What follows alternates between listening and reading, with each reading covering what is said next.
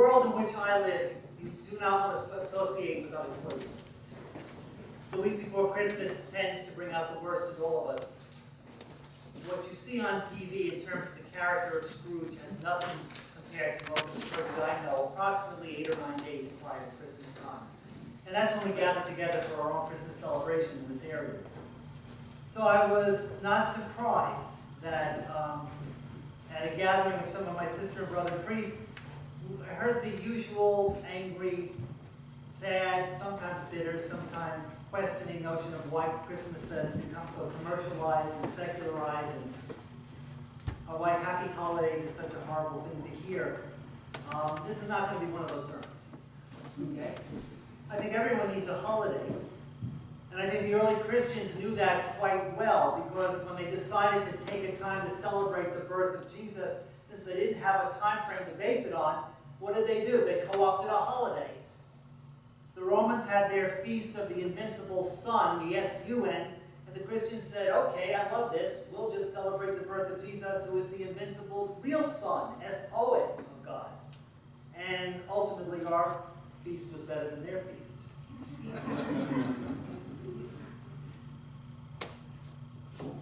Christmas is a time for families, something I'm becoming very, very sensitive to as I deal with issues in my own family.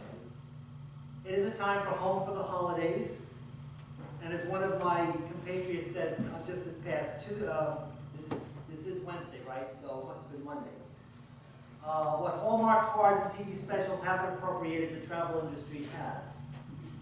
And I said, but don't feel too bad, because the way it is for flying now, I am willing to bet that Mary and Joseph on the donkey is a lot more comfortable than being in regular class flying these days. I think people would look at you very strangely if you told them that everything you know about Christmas, though, points to something else, something extremely important. And I'm not just talking about the birth of Christ. That's the starting point. That's not the end point. If you leave here with anything tonight, please remember that Christmas is a preview. The early Christians understood that Christmas points to Easter. Everything about tonight is supposed to trigger in our minds what is the most important aspect of this entire life's journey that would be this child from Bethlehem. We believe that in the birth of the incarnate one, the final age, God's time, becomes present.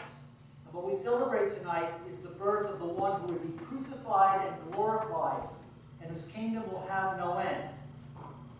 Tonight is a night that we Christians remember that redemption to humanity came to us, not from us.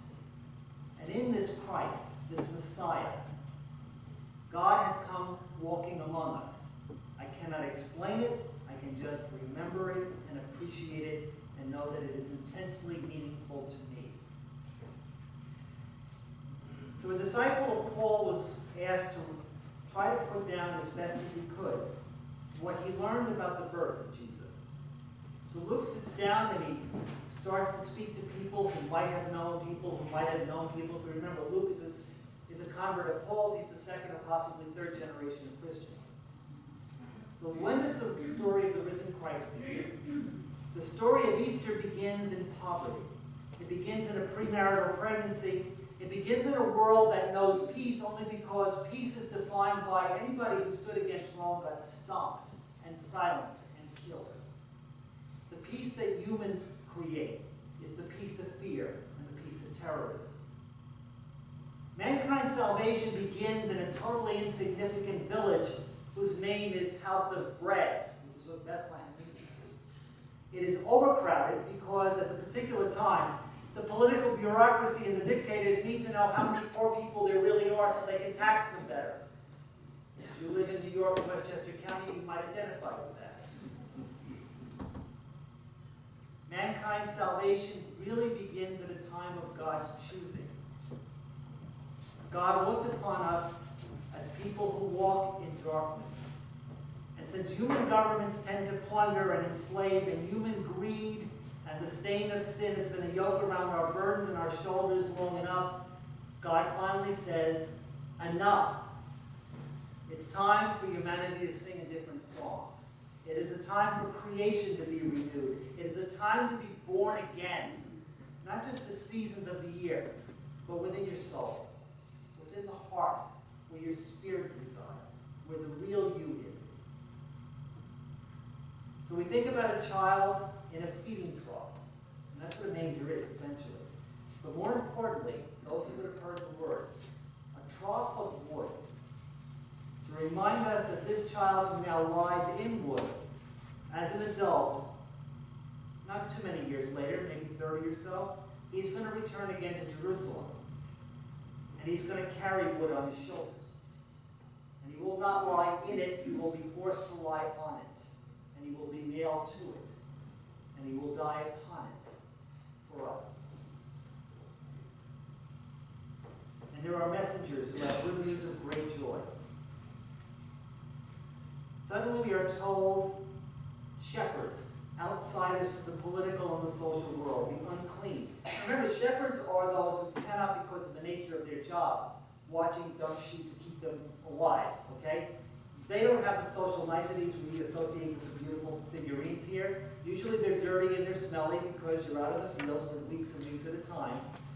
And because you do not worship in temple, you probably are ritually impure because you have not kept religious obligations. And how ironic is that? Those who probably weren't considered good enough to worship in temple are the first people who get the good news. So we are told that these political and social outsiders, people who have no power, they receive a message, and the message is this: the grace of God has appeared, and salvation now belongs to all. Just open your eyes, open your heart, know you are loved, know you have been redeemed. But what Luke wants us to really understand is catch the irony of it. Because several years later, those same creatures, those sky striders, will be found in another cave. Not too far away from this one. Because remember, Bethlehem is only 4 miles from Jerusalem. And at that cave, not far away, women will go to the cave that one Sunday morning. And again, women in that culture. No power, no authority, no place of honor. And they will be told, why are you looking for your crucified teacher here? He's alive. I bring you good news of great joy. Life is more powerful than death. So everything about tonight really focuses us on another time and another place. And it is about mystery. And while the world still wants to cling to its old order, and that order is strong, I mean, there are still wars and oppression and all the powers of darkness and evil, murder and racism and everything else that tears not only this culture but every culture apart. They all think they're still in charge. But you're here tonight to say in this sacred space, not so much. Because God is glorified in what God has done. God is glorified in His creation, and God is glorified in the mission to bring us home.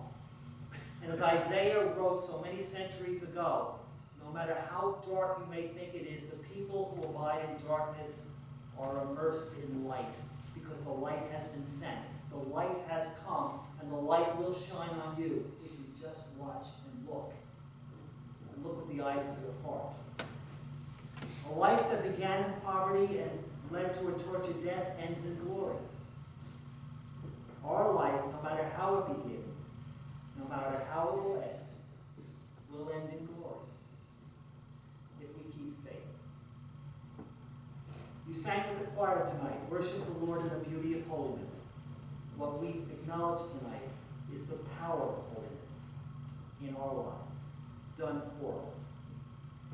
So keep faith. Never think you were abandoned.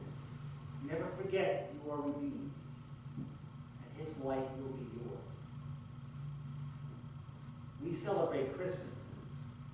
We anticipate Easter, the greatest of gifts.